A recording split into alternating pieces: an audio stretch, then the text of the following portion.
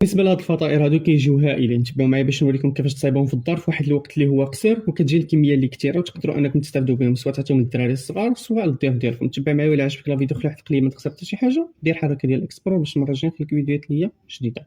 بالنسبه للمكونات انا غادي نضيفوا الاخوان 2 كيسان ديال الحليب، غادي نزيدهم 3 المعالق ديال السكر، ساشي ديال السكر فانيليا، و2 معالق ديال الكريم باتيسري. غادي نحاولوا اننا نحركوا مزيان، نديروا فوق البوط على نار اللي هي متوسطه حتى انها كتشكل لنا هذه الكريمه هذه. كنغطيوها وندخلوها للثلاجه باش تبرد معنا. هنا غادي نحتاجوا واحد المقله نضيفوا فيه شويه ديال الزيت، نزيدوا عليه البصله ديالنا والملحه، ونحاولوا اننا نحركوا مزيان، ونزيدوا واحد الكميه ديال الكفته من الفوق. من بعد الاخوان غادي نزيدوا الجزر ديالنا، وغادي نزيدوا واحد الكميه ديال المعدنوس والعطريه ديالنا. بالنسبه للعطريه ديروا العطريه اللي بغيتوها الاخوان، داكشي اختياري، وشويه ديال لاصوص طوماط من الفوق باش انها تعطي واحد المذاق اللي هائل. بالنسبه للعجين ديالنا نحتاجو 300 غرام ديال العجين، نزيدوا عليه معلقه ديال السكر، شويه ديال الملحه، الزبده من الفوق معلقه كبيره. نخلطوا داكشي مزيان بهذه الطريقه هذه. من بعد الاخوان كنزيدوا عليه الخماره ديال العجينه، وكنزيدوا عليه الحليب باش كنخلطوه. من بعد الاخوان كنزيدوا هذا البياض ديال البيض، اما صفر ديال البيض غادي نخليكم حتى الاخر ديال الفيديو نقول لكم شنو ديروا به.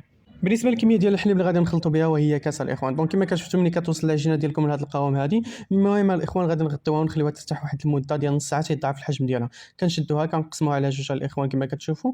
العجينه الاولى غادي نديروها مالحه والاخرى حلوه. دونك كما كتشوفوا الاخوان غادي نسرحوا على سطح المطبخ بهذه الطريقه هذه مزيان كما كتشوفوا. ديروا نفس الطريقه. من بعد غادي نشدوا الحشوه ديالنا اللي صايبناها كما كتشوفوا، نزيدوها في الوسط، نزيدوا عليها الجبن من الفوق ونغطيوه كما كتشوفوا بهذه الطريقه هذه. ومن الفوق غادي نزيدوا الجبن ديال الموتزاريلا ونردوها الاخوان نغطيوها من الجهات الاخرى كذلك. دونك كما كتشوفوا كنقطعوها مرصوصات اللي هي صغار كما كتشوفوا بهذه الطريقه هذه.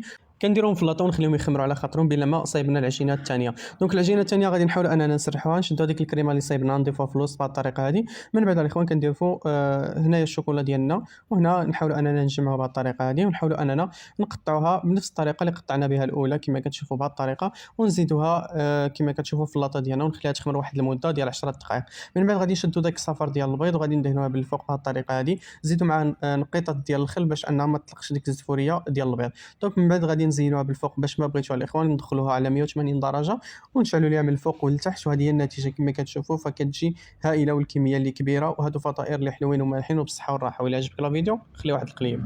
كيفاش نصايبوا هاد المسمنات ديال الفران بواحد الطريقه اللي سهله وبسيطه. المقادير القصصيه وكاينه في كل دار. تبع معايا باش نوريك كيفاش انك تصايبهم في واحد المده اللي قصيره وواحد الكميه اللي كبيره الاخوان. غادي نحتاجوا 400 غرام ديال الدقيق اللي هي 4 الكيسان ديال العنبه. دونك كما كتشوفوا هنا غادي نزيدوا الفينو ديالنا نص كاس. من بعد نزيدوا شويه ديال الملحه، وغادي نزيدوا ساشي ديال الخماره ديال الحلويات، نزيدوا معلقه ديال السكر، والخماره الفوريه ديالنا معلقه صغيره كما كتشوفوا كنزيدوها من الفوق. كنحاولوا اننا نعجنوا بالماء بهذه الطريقه هذه كما كتشوفوا. هنا كما كتشوفوا نعجنوا العجينه ديالنا حتى تولي على هذا القوام هذا. من بعد الاخوان كنديروها في كيس بلاستيكي ونخليوها ترتاح الاخوان باش انا تخمر على خاطرها. هنا غادي نحتاجوا البصله ديالنا، شويه ديال الجزر، الفلفل والكروم ديالنا مقطعين مرصيات اللي هي صغار. كنزيدوا شويه ديال الزيت من الفوق، وكنزيدوا الملحه وكنحطهم انهم يتشحروا مزيان. هنا من بعد ما فاتت 20 دقيقه على العجينه كنحاولوا اننا الاخوان نشدوا العجينه ديالنا ونحاولوا اننا نديروها قطع اللي هي صغيره كما كتشوفوا دوائر بحال كنديروا السفنج.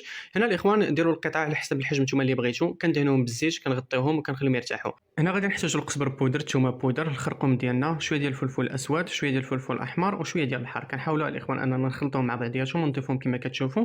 هنا ملي غادي طيب الحشوه ديالنا كنحاولوا اننا نزيدوا عليها واحد العلبه ديال الطون من الفوق، ونحاولوا اننا نخلطوها مع بعضياتهم، ما تخليوش فوق النار بزاف، غير شويه الاخوان وحيدوهم. هنا الاخوان كما غادي تشوفوا كنشدوا الزبده ديالنا والزيت ونحاولوا اننا نورقوا العجين ديالنا كما كتشوفوا. كنسرحوا على سطح المطبخ بهذه الطريقه هذه غير بالزبده والزيت فقط الاخوان كما كتشوفوا حتى انا كتسرح مزيان. وكنجمعوها كما العاده الاخوان الاغلبيه كيعرفوا انهم يديروا التورق في الدار بهذه الطريقه هذه. نستمروا هذه العمليه هذه ونديروها على باقي العجين اللي عندنا كامل. من بعد الاخوان كنرجعوا للحشوه ديالنا. هنايا كما تشوفوا زدنا عليها الطون من بعد ما انها طابت مزيان كنخلطوها. وهنا كنجيبوا العجين ديالنا ملي صايبناه كما كتشوفوا. كنحاولوا اننا نسرحوه بهذه الطريقه هذه، نديروا الحشوه في الوسط ونجمعوا العجين بهذه الطريقه هذه. من بعد كنحطوه كما كتشوفوا في الطبق ونكملوا نفس العمليه على باقي العجين اللي عندنا الاخوان بهذه الطريقه هذه كما كتشوفوا. راه العمليه سهله وبسيطه. هنا الاخوان ضروري انكم تحطوهم في واحد اللاطه ودهنوهم. بالنسبه للدهن غادي نحتاجوا بيضه كامله، وغادي نحتاجوا الاخوان معهم قطرات ديال الخل مع شويه ديال الصوجه. الا ما كانت الصوجه ديروا شويه ديال التحميره معها. هنا كنزينوهم بشويه ديال الزيتون من الفوق والزنجلان كما كتشوفوا. كندخلوهم على 200 درجه وهذه هي النتيجه. ولا عجبك الفيديو خلي واحد